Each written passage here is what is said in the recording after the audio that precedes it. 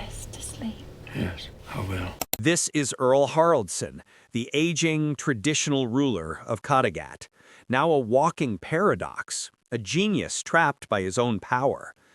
And this is Siggy, his pragmatic wife and advisor, desperately trying to anchor the sinking ship of their legacy. The scene begins with Siggy, the pragmatist, trying to perform the simplest act of wifely comfort, attempting to drag her husband away from the cold reality of the coming day. She is the anchor of their reality, the one focused on physical survival. Come to bed, you need to rest, to sleep. This is not merely an instruction. It is a plea for normalcy in the face of inevitable chaos. Siggy is trying to impose a routine, a human necessity, onto a man who has transcended the need for such things. She needs him rested, both physically and psychologically, to win the most important fight of his life. This is the difference between the two characters. Siggy deals with the present and the physical, while Haraldson is entirely consumed by the past and the abstract. The utmost respect. You respect Ragnar Lothbrok. Why not? This is the moment the true, complex theme of the scene erupts: respect. Why bring this up now to his wife in this intimate moment? Because to Haraldson, victory tomorrow is not merely about survival. It's about reaffirming his status against a worthy opponent. He needs to validate the sheer destructive cost of the duel.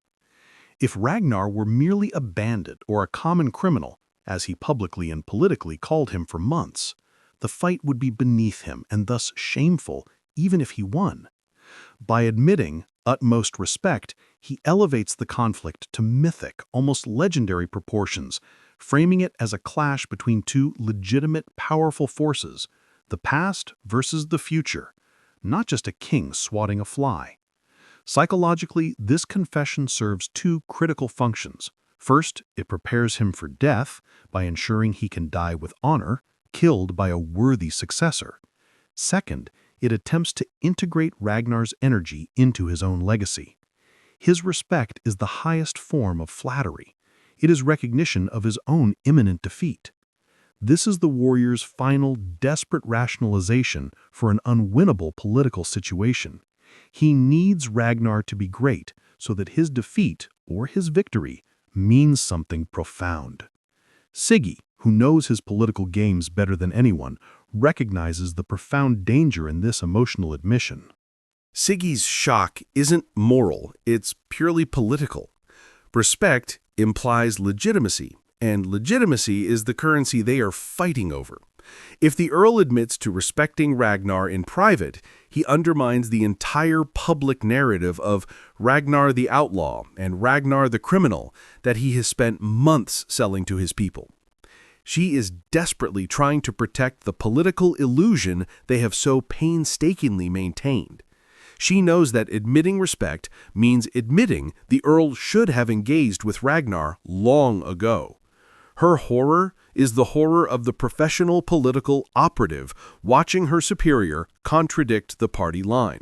And he was right about the Western lads. I always knew that in my heart. This is the ultimate self-destructive confession.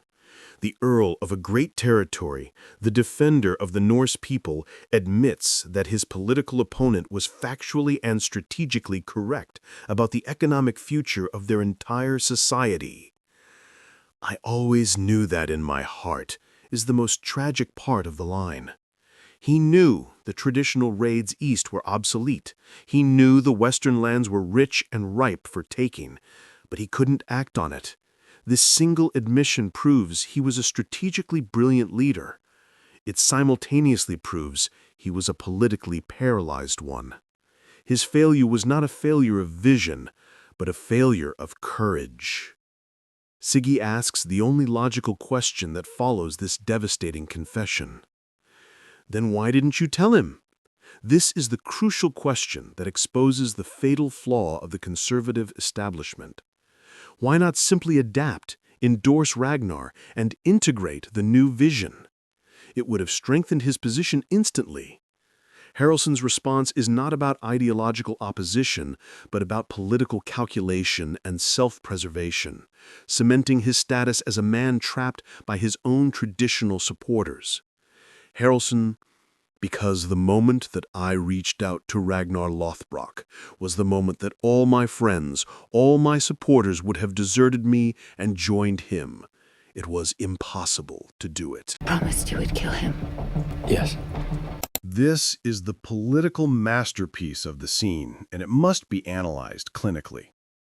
Haraldson is admitting that his entire power base was predicated on stasis and the continuation of the status quo.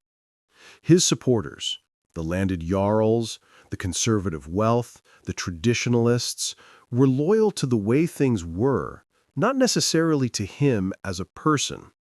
They backed him because he represented the old order. If he, the figurehead of tradition, had validated Ragnar's revolutionary idea, his supporters wouldn't have just been annoyed, they would have defected en masse to the figure who now combined legitimate authority, Haraldsson's endorsement, with revolutionary vision, Ragnar's plan. Haraldsson realized that to endorse the future was to immediately destroy his present power structure. The political cost of adaptation was too high. He was, in effect, held hostage by his own people. Therefore, the only way to preserve his power was to treat the truth as a lie and Ragnar as a criminal. He was forced into the duel. He had to die fighting a losing battle of tradition because the alternative was a peaceful, instant political collapse. This is the tragedy of the compromised leader. He sacrifices the strategic future for a slightly longer, but ultimately doomed, reign in the present. The word impossible is the final verdict on his life. He wasn't beaten by a better man, but by the impossible inertia of the establishment he created. Haraldsson is desperately trying to avoid taking personal responsibility for the political failure he just described. He invokes fates and destiny to justify the political mess he created. If the gods decreed this duel, then his disastrous political calculation becomes an unalterable destiny, not a catastrophic failure of leadership. He attempts to flip the narrative one final time. Ragnar's sacrifice, his risk, and his discovery will now be transferred to Haraldsson through Ragnar's death.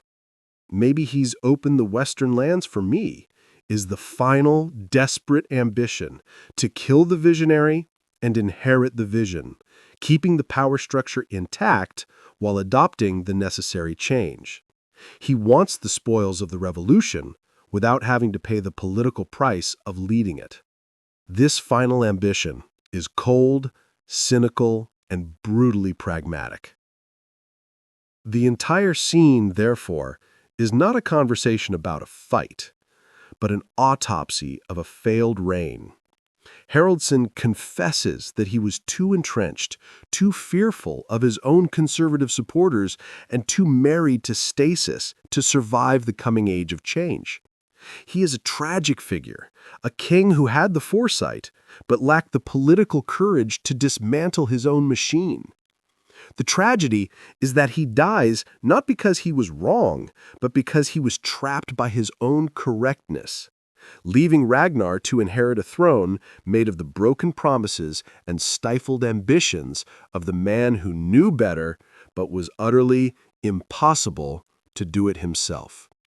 The audience leaves this scene with a profound understanding of why the old guard had to fall, not because they were evil, but because they were paralyzed by tradition.